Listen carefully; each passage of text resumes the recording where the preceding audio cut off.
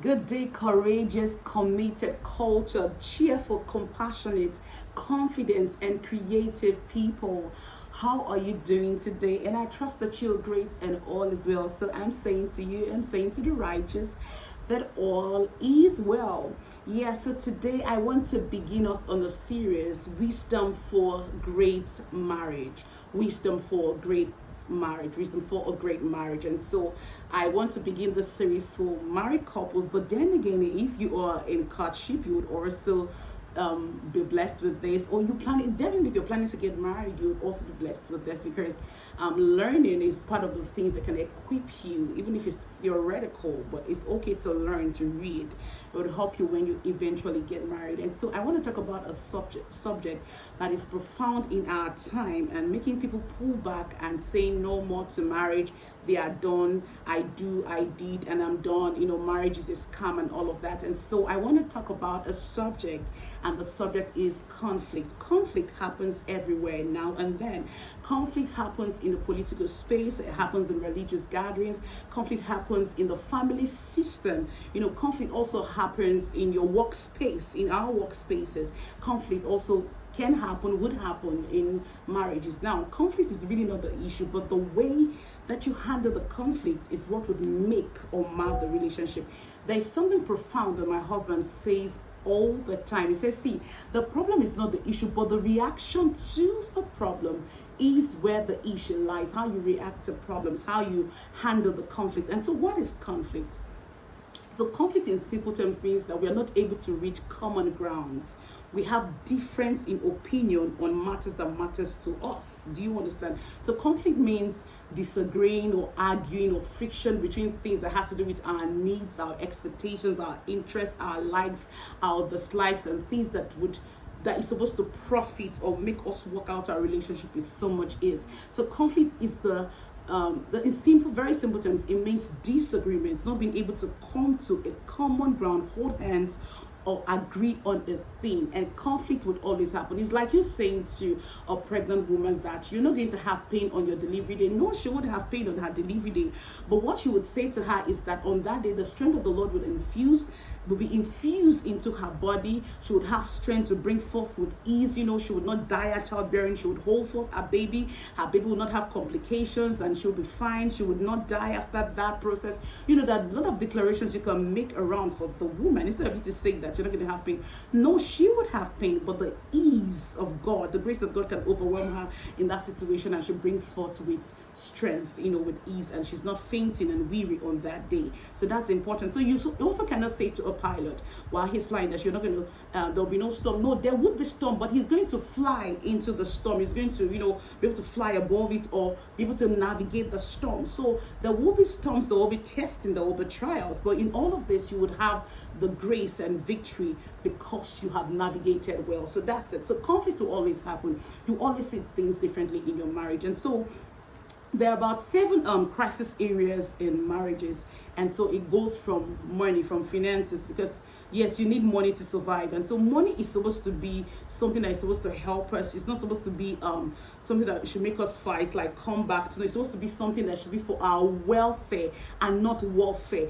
Money is supposed to help us, help our parenting style, help our assignments, help us to, outsource the things we need to outsource. No, make our life easy. Money answers all things, but it's the love of it that is actually evil. So money is supposed to be something that's supposed to complement and help us build something beautiful and not make us fight. But in relationship, we found out that some people, when a particular person, a spouse, is wasteful, it affects the relationship. Or when someone is stingy, it affects them. But when there's a couple is actually trying to be prudent, that's spending wisely and investing, it's always bring a joyous moment or take the family to a better financial ground. So money is a crisis point, the conflict point in marriage. So navigating that whole situation would help you. So I'm also going to build on it in my subsequent video, how you can actually have a very good financial family life. And so one thing that I've also learned when it comes to money is that you need to have a vision as the family, because that way you have a vision, you have a project. Every time, every season, it means that we're not going to be spending anyhow. Everything we're doing, we're going to apply wisdom, because we have a project. When you do not have a project, you just do things, especially when you have a spouse that is wasteful, you just do things anyhow. So having a project in front of you, it's powerful. See, I know of a couple, they're just an average financial couple. They don't have so much, but because they have decided to do the right thing, like the man does not womanize, the man does not drink, the woman is not partying, she doesn't go about buying the whole ashrabi in town and all of that, does allow them to put their money in the right place. They don't earn so much, but the little things I hear them do, I'm like, wow. So when it comes to money, it can be a conflict point, but when it is powered with focus and you doing the right thing at the right time, you'll be productive with it. So money is a crisis point, so you need to watch out for that. Another crisis point is sex. Yes, sometimes some people are not satisfied. Some people are they want so much, and this person is ready to give so much. And sex is supposed to be for pleasure, it's supposed to be for procreation. Sex is supposed to be something that would blend the whole relationship, but most times people don't get enough, or people feel that they are not satisfied. So that can be a crisis point, and it needs to be dealt with, because the sex life is supposed to be an engine room of the family. See, once the sex life is declining, it means that the marriage is going to be having some faults. Yes, so a decline in sex life would affect the marriage in turn. So it's a crisis point that you need to look out for. Another crisis point has to do with parenting styles. You want to have this kind of thing infused in your children.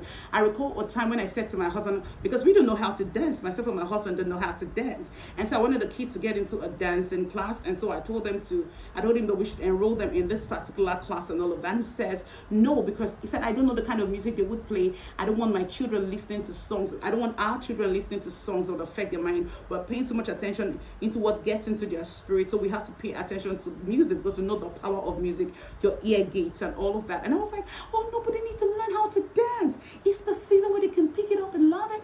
And he says, okay, no, yeah, so that's the parenting style that we're on back and forth. But at the end of the day, of course, I'm a submissive wife. Yes. And so I submitted to his authority.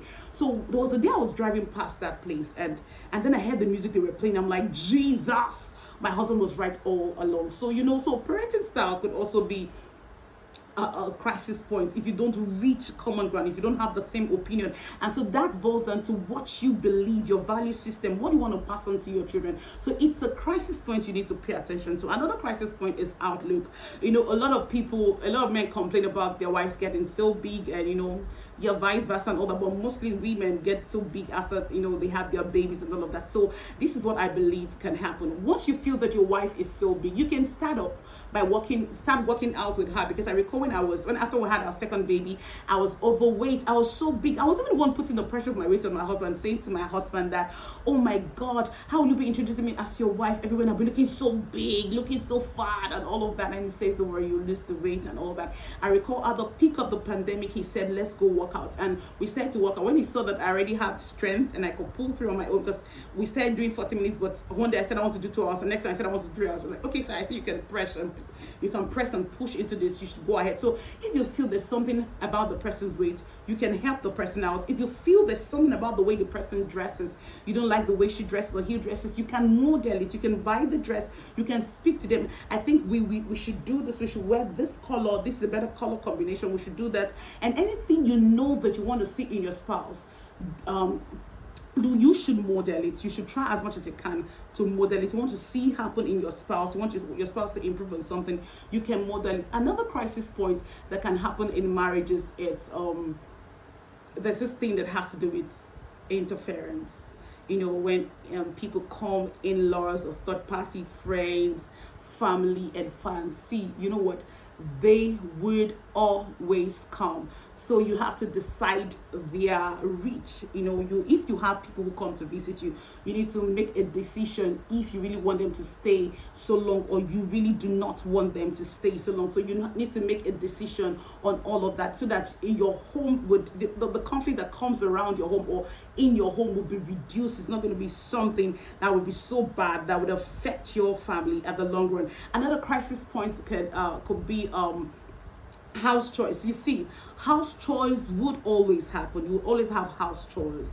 It never ends. It's there yesterday, it's here today, and will be there tomorrow. So I believe there's some things that you can outsource, you can delegate. Now, when it comes to this, you really need to know how to navigate this, because a lot of things are happening in homes now. So you have to be sensitive and know who you bring into your home. Another crisis point has to do with choice of job and career. A lot of people have been saying that there is no balance between your work and life and all of that. But here is what I believe.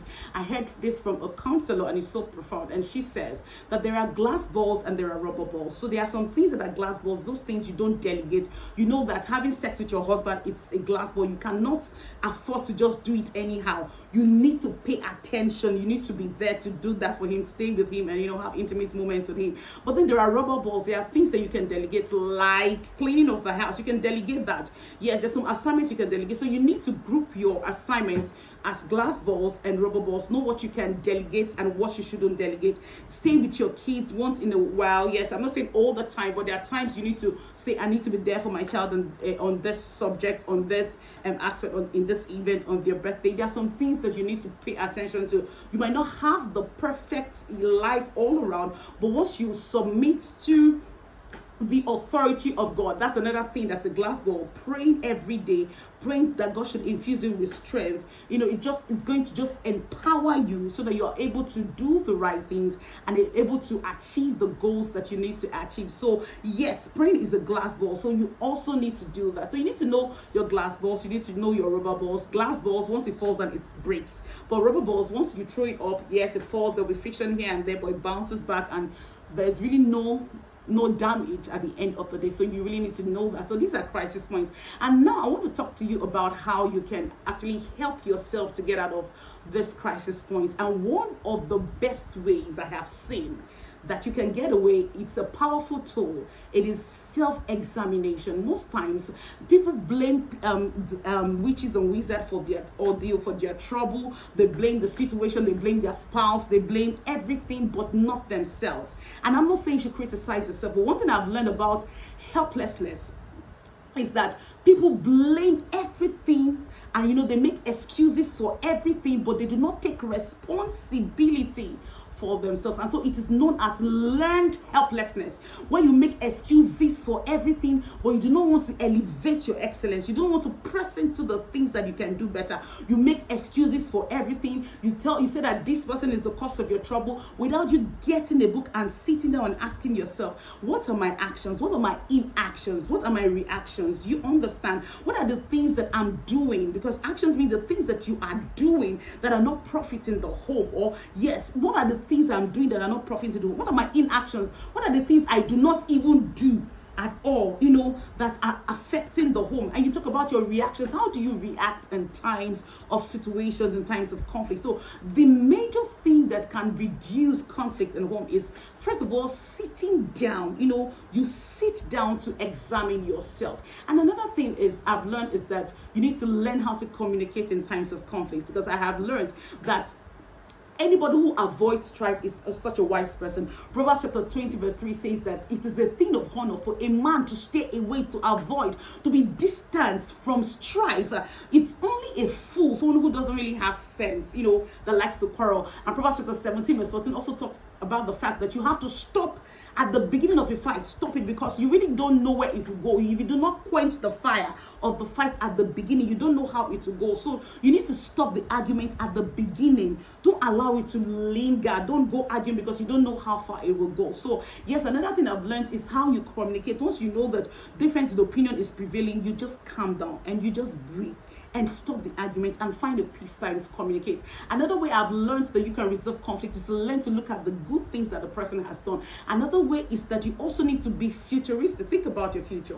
How are you treating your wife at 28? You want to treat your wife at 28 where you want her to treat you at 82. So it's a profound thing. How do you want her to treat you at 67? Treat her well at 26. So you need to treat your wife or look at the future, so that you can apply wisdom, to what you are doing. So when you have the future look in front, it allows you to just know that, this thing we can forgive, this we can let go. Another thing is also to also learn to forgive and don't bring up past things. Okay, so I hope that this has blessed you. So I'm going to continue on this wisdom for great marriages in my next series. I'm going to talk about things that can actually cause crisis and strengthen crisis points in families. God bless you. I am Esther Chinedu Dechiko. I love you.